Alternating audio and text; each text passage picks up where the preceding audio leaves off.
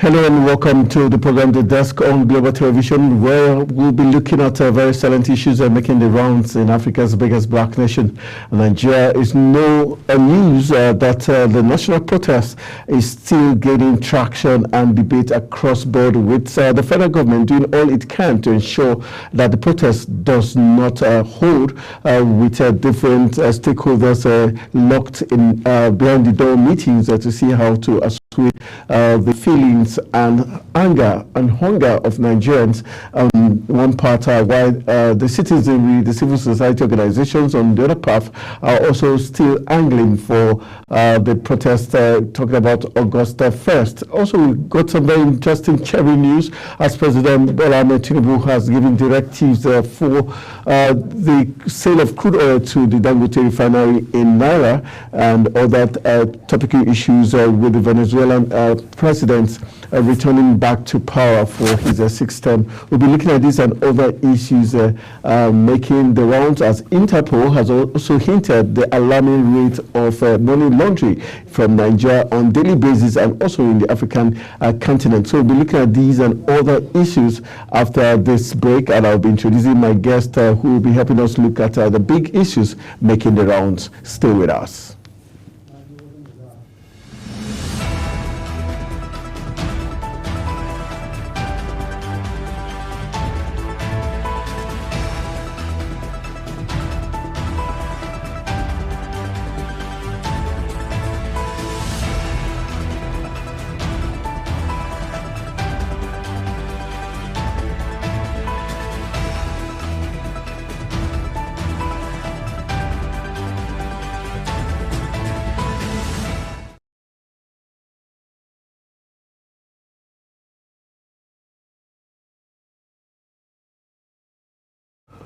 All right, welcome back. It's time for us to hit the discuss button as we look at a very interesting point making the round. We begin from the money laundering issue, where the Interpol has hinted that there's been a large scale of money laundering going across on daily basis from Nigeria. According to the Interpol, it's very worrisome. Revealed that hundreds of thousands of dollars are being laundered out of Nigeria to other African countries and across the world every hour. The organization also said that money laundering across Africa and the entire world has assumed a very monstrous dimensions with very disturbing issues making the rounds. All right, let's welcome our first guest, as we expect other guests to join us in the course of the discourse. We've got the global president and CEO of PULP in the person of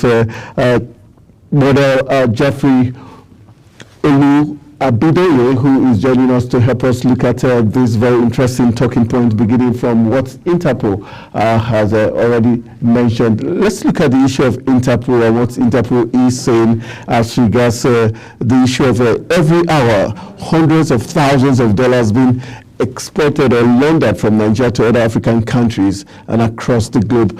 For Interpol to raise this red flag, does that tell us that financial institutions are not doing the needful, or anti-graft agencies are also not up to date as regards issues playing out across board? Well, thank you so much. It's my pleasure being here again. Good evening, Nigerian. Good evening, wherever you are listening to us. It is disturbingly disturbing that at a time like this, that an average Nigerian is gasping for breath. At a time like this in our nation, that the economy is life-choking. At a time like this, when the cost of living is out of the roof. At a time like this, that one would think that those who are privileged to be leading should begin to think of a change of narrative completely. But unfortunately, it appears a lot of them are still seeing it as business as usual. That is ironic. It is painfully painful with the outcome of the report that Interpol, I mean, it's not a figment of imagination. Sure. It is, they have their statistics, they have their facts, they have their analysis. And for them to make a statement on that, They are sure of what they are talking about. But my question now is this. Are these dollars, or in whatever denomination, whether pounds, whether euro, are they being ferried outside this country through Molue? Are they being ferried outside this country through Bole Kaja? Are they being ferried outside this country through Kano that is being paddled on the high sea? They are being routed out of this country using the institutional framework of the financial institutions in this country. And that's bring, the entire thing to a serious concern. Because I recall that in 1999, when Obasanjo came, we were having 89 commercial banks in this country. With due respect, none of these 89 commercial banks is actually could be called or referred to as a bank that is viable enough, particularly when you define their responsibility, their obligation, and their role in our economy. Scale them down to 25 mega banks. Ask them to recapitalize and so many other things. Up to now, the question we should be asking is which of these our banks are actually alive to their responsibility when it comes to entrepreneurship development, when it comes to corporate social responsibility, when it comes to the only thing that a bank symbolizes is integrity of content, of conduct, of character. All we are seeing are round tripping by the big boys in the banking sector. For instance, the strongest economy in the world today is China. The backbone, the mainstay, the heartbeat of Chinese economy is the financial institution. You don't dare it. You can say, maybe by virtue of where I come from, I work with security printing and minting. The only thing we are selling is integrity. The only thing the financial institution symbolize should be integrity. And so all this naira, all this that is being changed to dollar and being routed out of this country are wired through the financial institution. And so I want to say that with this development, the central bank, who is supposed to be the regulatory, financial institution, who is supposed to be the supervisor of all the commercial banks and whatever banks in this country, supposed to summon all the MDs of all the banks in this country to come and give account. It is something that is traceable. If the Interpol can trace it, to look at who are ferrying money through whatever means through this country, they should be able to trace them. Because before now, we have found out that to a large extent, 90% of our banks depend on public sector fund. They're chasing ministry, department, agencies of government all over the places. They collect money here and there. For instance, I hang out along with the youth in tertiary institutions. A lot of our youth are highly wired, they are resourceful, they are innovative, they are creative. They are resourceful, they are talented. Simple idea that will cost about 250,000. Let them submit a proposal to any of our commercial banks. They'll be asking for collateral in the name of the head of their great grandfather that were born before their mother got married as collateral. They cannot support, they cannot encourage some of these things. And so their statutory role, their obligatory role to the society, to the economy, is not being played at all. Other than to start chasing, these so-called leaders all over the places and all that. You get an appointment today, a commercial bank, before you know it will come to you. They want to give you 5 million, 10 million, 20 million, and so many other things. There are 1,001 millions of our youth. Can we say the fact that there seems to not be any repercussion or punishment to these financial institutions? Even the EFCC that we know that every day, every week they parade internet fraudsters. How come they are not able to trace these monies when it's being wired? And we know that there's a policy that demands of the banks and financial institutions to report to the anti-graft agency once there's a certain limit of money being, that enters into an account or leaves an account. Can we say those structures are not effective anymore? Well, it's a pity. For the first time after Nuhu Ribadu, the founding chairman of EFCC, that was the time that we actually have the real bite of seriousness, of sincerity of EFCC. Since then, without prejudice, all other chairmen that has come after Nuhu Ribadu, without prejudice, the records are there. Men have been able to say, oh, this EFCC can back and can actually bite. Until we have the present one. From the point when his name was forwarded to the National Assembly, when he was to be screened for clearance, he told them from the word go that, look, I am here to do business, and it's no more business as usual. So, quietly, I know that a lot is going on as far as the EFCC is concerned. However, it is expected because we are in a digitalized world.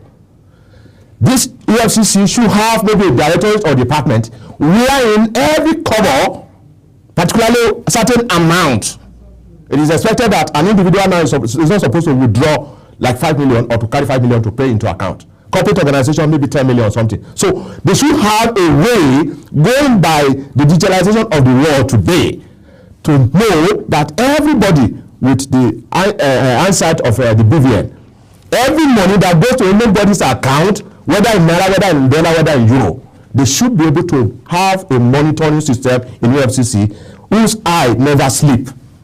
247, as the money is coming in, going out, they should be able to know, to track. The system should be made in such a way that as soon as such a money is dropping either into an account or is getting out of an account, there should be a way of an alarm somehow and the other. So with the development from the Interpol, it is a question mark too that somehow, somewhere, certain people are not doing their job very well. All right, we hope the needful will be done. Let's move to the next talking point, which has to do with the MTN centers offices being shut down due to the issue of barring of SIMs. Some people have said that barring of SIMs seemed to be so much of a coincidence that it occurred barely 72 hours to the national protest being planned. Do you think it was deliberate, and the outreach that followed suit and the destructions that was meted out to the telecommunication company? Do you think that was fair enough? It's a two-sided coin.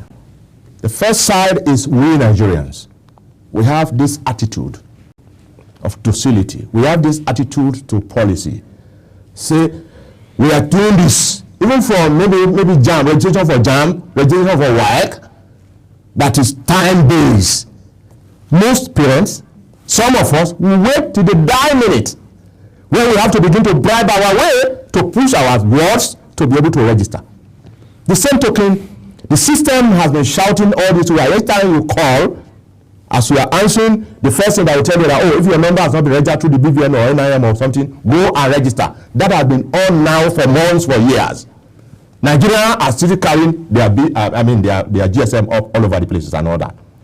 So for me, there was sufficient notification or notices for anybody before they say, oh, you must tender maybe your printed ID card of your NIM or something. The paper, if you do it today, they will issue a paper to you that's showing your NIM number. So why not the following day walk to a GSM shop to do your registration? They are all over the places right now. But like I said, this Nigerian kind of factor, our attitude to things, we tend to take things for granted. So, and looking at that, because the whole essence is a long haul. It is to be able to monitor, because the high wire criminalities in our society today, the system is not resting. We might not be where we think we ought to be, but we are no more where we used to be.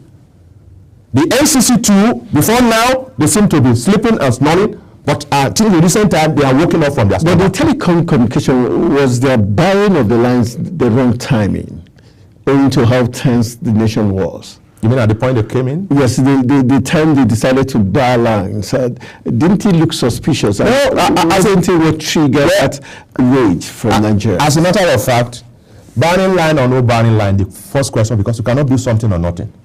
Me, now that I've registered, did they buy my line? They didn't. Anthony, I'm asking you that you have registered, you completed, you fulfill all righteousness. Did they buy your line? No, it wasn't bad. But the question is, timing or no timing. You know, Nigeria will always want to look for excuses. It is what you call Olawotimi in his book, The Gods Are Not to Blame. Yeah. That we left our pot unwashed, our food now burns. It is an attitude among Nigerians. We always want to delay things. We always don't know how to prioritize what we're supposed to do. Somebody has been sitting down for 6 months, for 1 year, for 18 months. They are not going to do anything. And so when the clock now tick now, coincidentally, is at the time that, they're talking about strike or something of that nature and all that. Anybody that has not, that has, registered himself, either of any of the, telecom company, has not been bad. So let us call a spade and not fork. Let's remove sentiment, but we're in a society, we're in a country where something happened. For instance, talking about corruption that you are talking about before. If you pick somebody now and they start pursuing, it's people who say, oh, it's because it's a Yoruba man. That's why EFCC is chasing him. If it's an Hausa man, you say it's because it's an Hausa man. So we're not thinking as a country, as one nation. Is that where Rebuild Nigeria comes in? Oh, that's precisely, they often said that necessity is the mother of invention. Okay, these are some of the key things. You see, for our country to become what we want to be, and that's why the first step for us is value rebuilding and mental renewal, structural transformation, character reformation, a complete 360-degree reorientation to actually know who we are as a people and as a nation. Because when the purpose of a thing is not known, abuse is inevitable. It is only when you know who you are as a citizen of the most blessed, the most endowed country in the world, that you need to begin to know the worth of your country and your own worth. It is J.F. Kennedy that says, rather than keep asking for what America can do for you, keep asking yourself on a daily basis, what are you willing to do for America? So we have come to a point when the leadership is not delivering, it's deliverable. Because it's a two-sided coin. You cannot talk about leadership without the followership. If the leadership fails, the followership to be able to do something differently. My question is, some of us that are followership, are we doing things differently? These are questions. Let me give you an instance. Just today, there are grains, rice, beans, and maize that was given. On the bag, they said free, not for sale. Some people got it, maybe through Ministry Department or whatever, Ministry of Agriculture, wherever across the state. They took it to a warehouse, they are turning it to a bag, they want to go and begin to sell. You can see how wicked we are as a people and as a nation. Is it the president that is doing that? It is we individual. So a whole lot of things, what I'm saying in essence is we are come to a point that we need to be more patriotic, we need to be more loyal, we must love this country, we must love our fellow human beings. You must not do anything that will jeopardize or affect, the peace and then the comfort of the other person. But a lot of us do that, with blatant disregard. All right, we're talking to one of the kingpins when it comes to the Rebuild Nigeria 360 project that is still ongoing. As we move on to the next talking point, let's move into the issue of Kyari, talking about Mele Kyari, the NNPC chieftain, as the 15 lawmakers in the House of Representatives under the aegis of the Economic Rescue Group have called for Mele Kyari, the group Chief Executive Officer of the NNPCL to resign, saying that the group claims that his mismanagement has led to the sabotaging of the Renewed Hope agenda. This is how the 15 lawmakers have put this. Do you think they're trying to buy the president's sympathy, and that's why they are using the Renewed Hope agenda as being sabotaged by Mele Kyari? And there's been a lot of calls for him to resign due to mismanagement. Do you think it's time for the president to wield the big stake? Well, I said this, I think, about 2 weeks ago, that one of the best decisions ever taken by a government in the last 25 years in this country is that pronouncement that the oil subsidy is removed on May 29, 2023, when President Bola Ahmed Tinubu was being sworn in. It was one of the best decisions. The simple reason is that there are high-wire cartel, the big boys who are just sitting down, doing nothing, who are, they are poised and they are ready 24/7 to strangulate the economy of this country through the oil and gas sector. So for me, and I said, fantastic decision, but it need to be followed up, take it to another level immediately. Within 48 hours, I expected the president to make a pronouncement that, look, you guys have embarrassed this country for too long. From the GMD to ED to executive director to key sectoral leadership, group MD or whatever they call them, they should be relieved of their appointment immediately. And let's see how we can inject fresh blood, promote fresh people with a clearly defined direction and a riot act. You messed up, I am not ready to take any nonsense. But office now, what do we still have? And I recall that I said here that with due respect to his personality, it is only in this country that people are accusing you of stealing, of you are thief, you are this, you are that. And as a leader, you don't deal with it to say, oh, if this thing is becoming too much, people are suspecting me, they are calling us out, let me just bow out honorably. An actor must learn to leave the stage when the ovation is loudest. But it's only in Nigeria you have a leader that is being accused either wrongly or rightly, there's a damage on your reputation or your name, and you sit tight there. You go behind to begin to lobby to stay put. Is it your personal thing? It belongs to the country.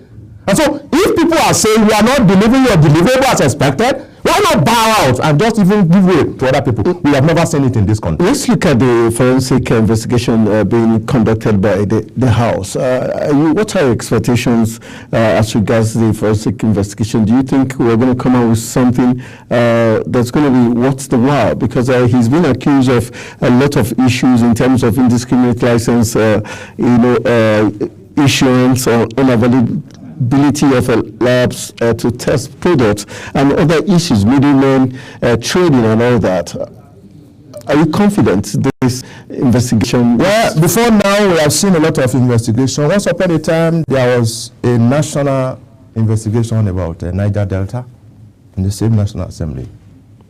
At the end of the day, what do we see? But by my philosophy and principle, the fact that certain things were not done well or rightly yesterday doesn't mean we cannot do it right today. Are you with me? So, forensic or no forensic, did you need to go to forensic to that level before you know that certain things are not being done rightly? This is an eyesore. You get what I'm saying? So, there are overwhelming statistics, scenarios, realities on ground to show that there's a dent on the image of the leadership.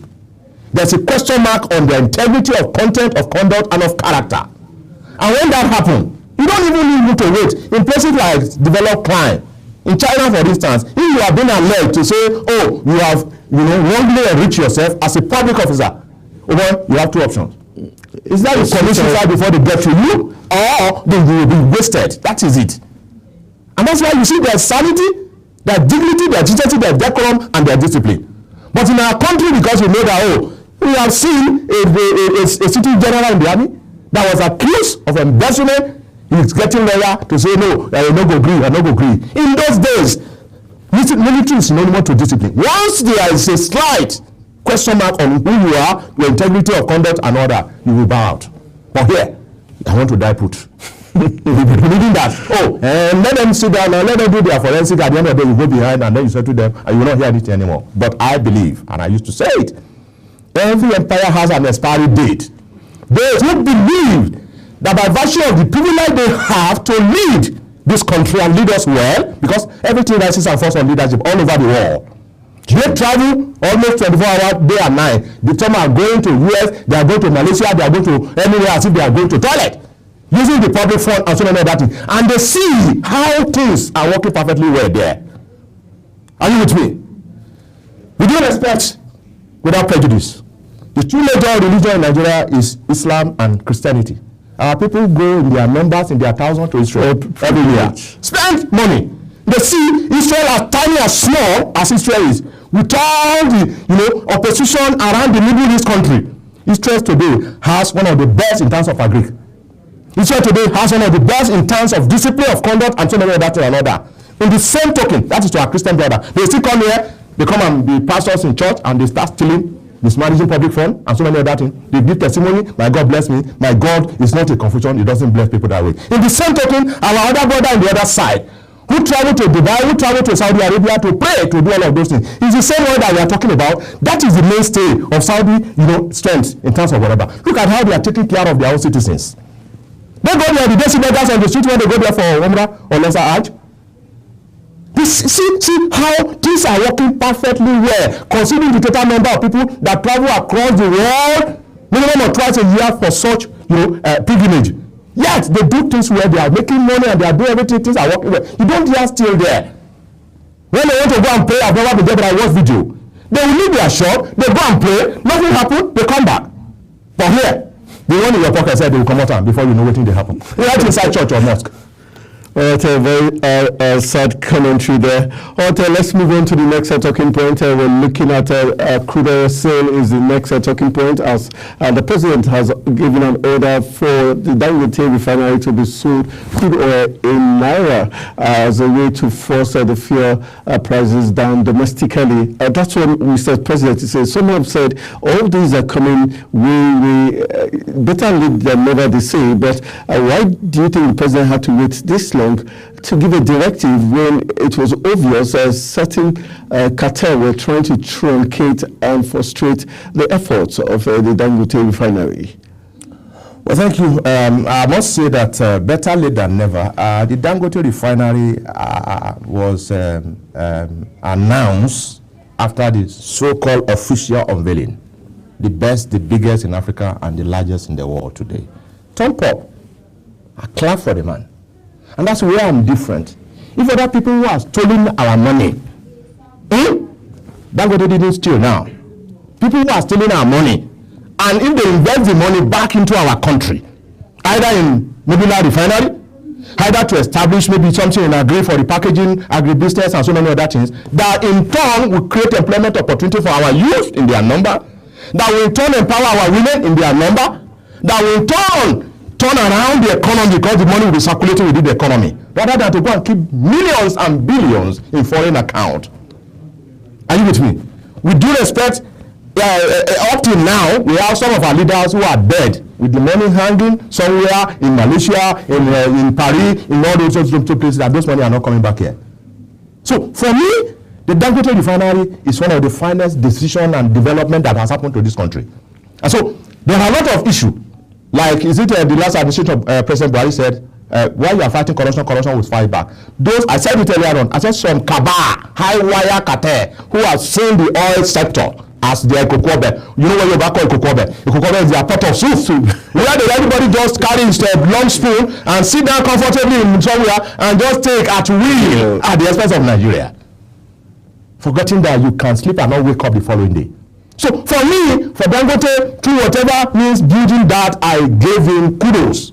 And that's the kind of thing that we see. But unfortunately, I expect that Dangote should expect that they will fight him. For Mr. President, did he take too long? No, he doesn't, because the Dangote have a timetable for the refinery to actually take off. Are you with me? Of course, the president is busy too. You must give certain things to him. Are you with me? But he's favorably disposed. He has been encouraging even Dangote as far as this is concerned. Are you with me? So I believe, I'm not speaking for him, but from what I know that those that are supposed to, be able to present the matter before the president will say, oh, now that Dangote is set, so the NNPC has about how many percentage? They were supposed to have 20%, but they have 7%. They now scale it down in about a month ago. I read it, I followed the trend and all that. The question now is this: the same NNPC that have 4 major refineries, that is not working.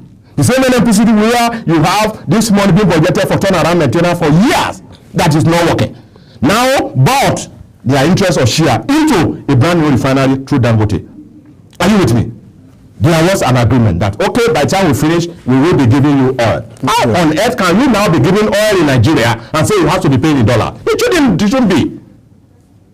But because of calculated and deliberate, parochially selfish, strategy to ensure that refinery didn't work. But I'm happy the man spoke.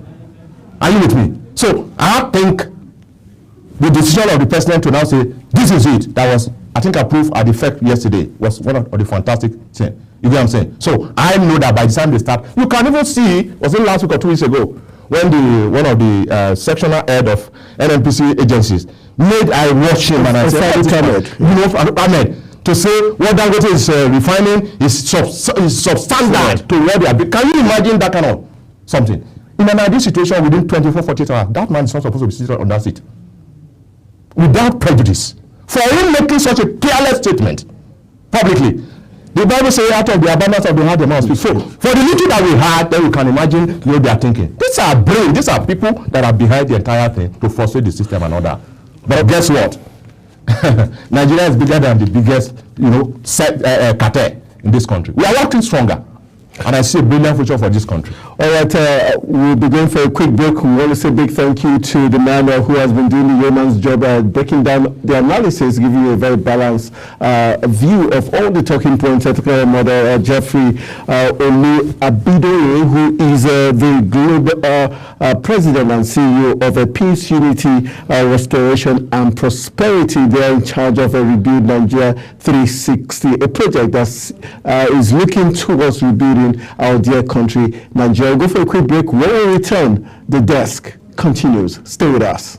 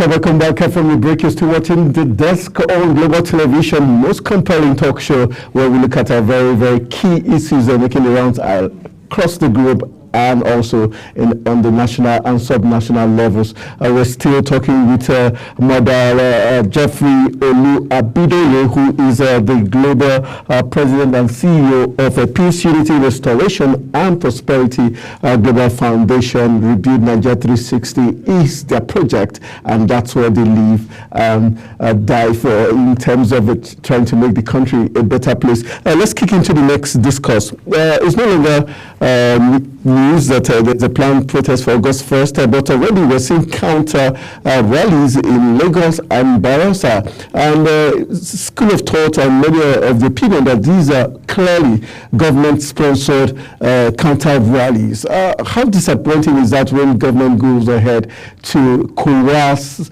organizations and state governors to stage such a protest, and Nigerians being fair on themselves, or are we seeing the true situation of things? Well, thank you so much. By law, every citizens or group have the right, inalienable right, to stage a peaceful protest when the need arises. So far so good. I've listened to all sides, particularly from the government side. None from the government side have said, oh, by virtue of the fact that we are in government now, we want to withdraw that inalienable right that is, entrusted to the citizens. They don't have the capacity because power belongs to the people, and they have not made that mistake. But you see, they say the falling of a green leaf should be a warning to the new ones. Whether we like it or not, the fallout, the spiral effect, the multiplier effect of the NSAS, strike that was sincerely planned, that was peacefully, because if we check, I follow it. For the first few days that those boys were there, they were peaceful, and they were making their point until, just like the devil says, the Bible says, when we sleep, enemy came to plant seed, and then Teochin was hijacked, and you can recall the destruction of properties and life in Lagos at that time. It was into billions. Are you with me? In an ideal situation, Lagos is yet to recover from it because it's a big loss. That's one on one side. Two, there is tension, there is anger, there is hunger in the land. And the bad boys who are waiting. Because everybody is hungry and angry. There's no two way about that. No two way about that. The price of commodity is out of the roof. No two way about that. Survival now is by the grace of God. No two way about that. But the question now is this.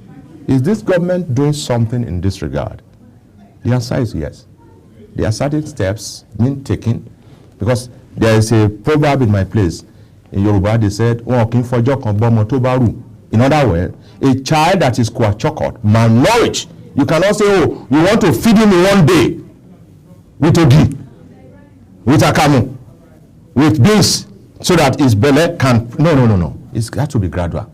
And so policies are being rolled out gradually. Haven't Nigerians seen this statement like you're making now? Yeah.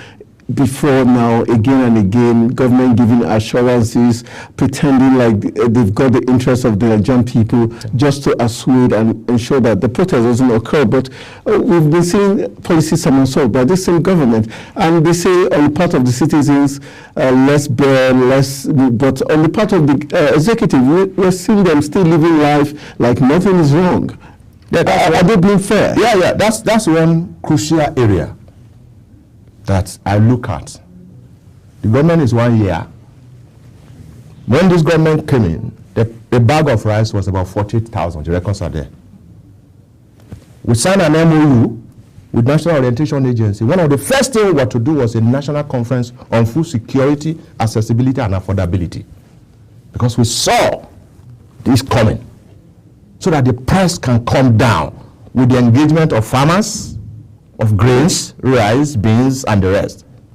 And then the sellers to come together in the interest of our country, so that we can begin to look at the price of rice. 85 to 95% of the rice we are eating now are local. We must give it to the successive government. Once upon a time, 99.9% of the rice we are eating have been imported from Thailand and other places. Today, we are making progress. That's 1. 2. Food is essential to everybody, every citizen, whether you are high or low. And so, one critical area that I think the government ought to begin to take, or declare state of emergency, which they are doing right now, is to ensure that the price of commodity in the market comes down. Are you with me? They can declare state of emergency. There's nothing wrong.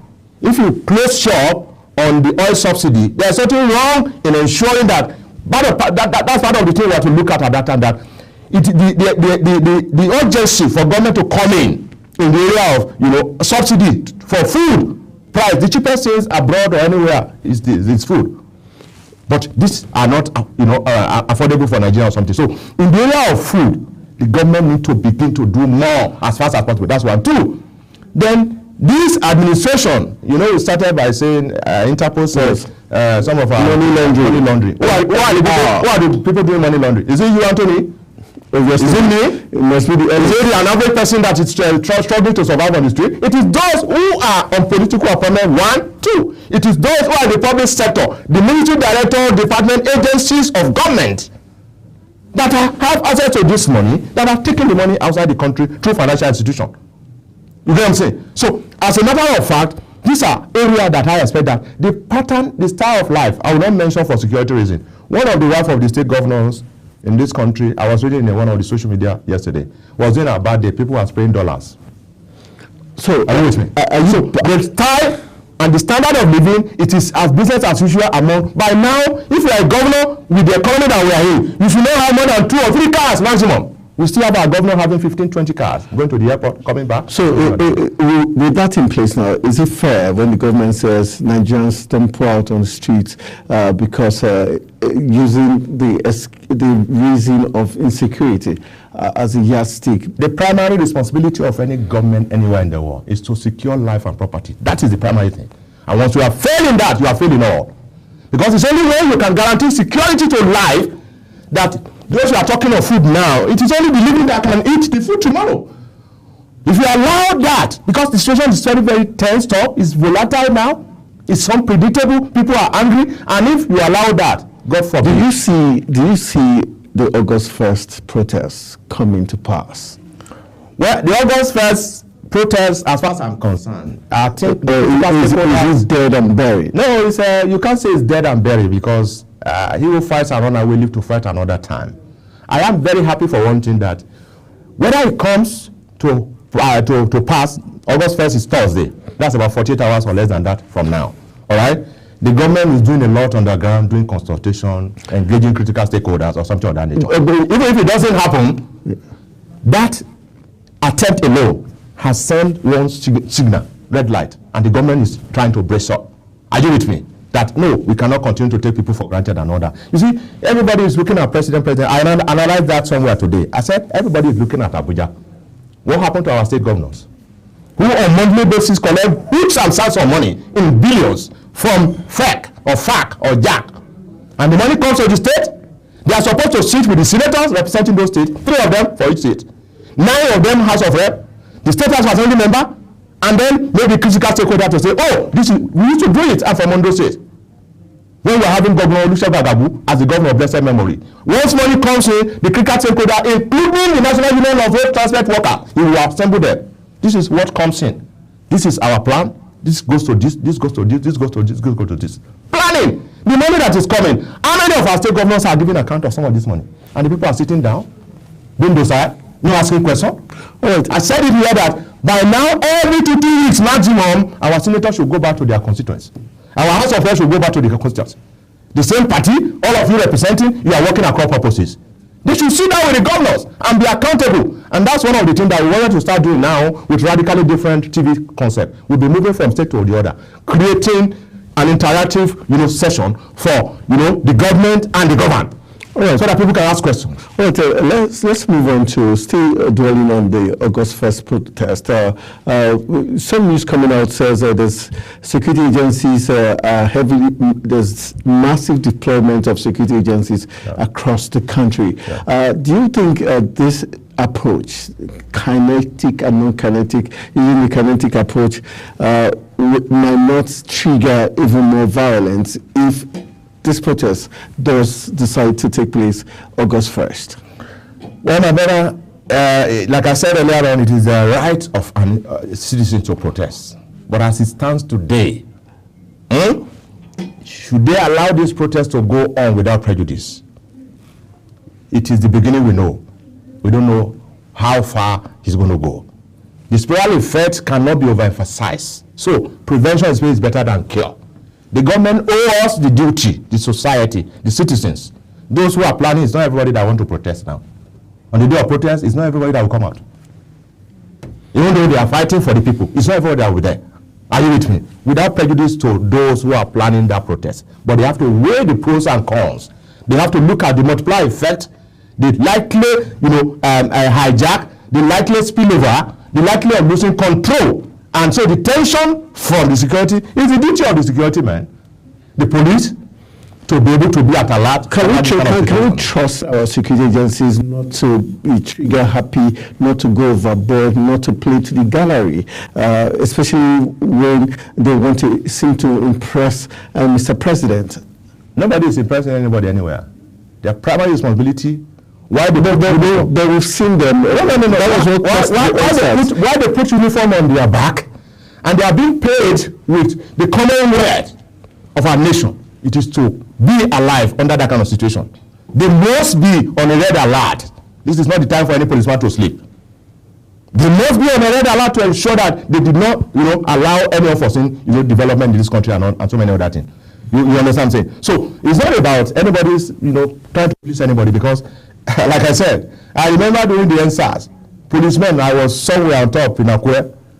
There's a police station very close, I will not mention now. Policemen and women were removing their uniform because they are no longer safe in terms of attack. Are you with me? And that was, let me say, maybe the situation at that time was like 20%. Right now, we are more than 60-65%. There's hunger, there's anger. An angry man is an angry man. So the security, it is their duty to ensure they are not intimidating anybody, they are not harassing anybody, they are not saying, but they are saying, look. And the law says, constitutionally, I'm not a lawyer, that if you must stage a peaceful protest, you must apply. They must approve. Who are you? Who are the people that are going to do? What is their intention? So we must avoid confrontation. You get what I'm saying? We must avoid it because of the likely spiritual effect of this protest.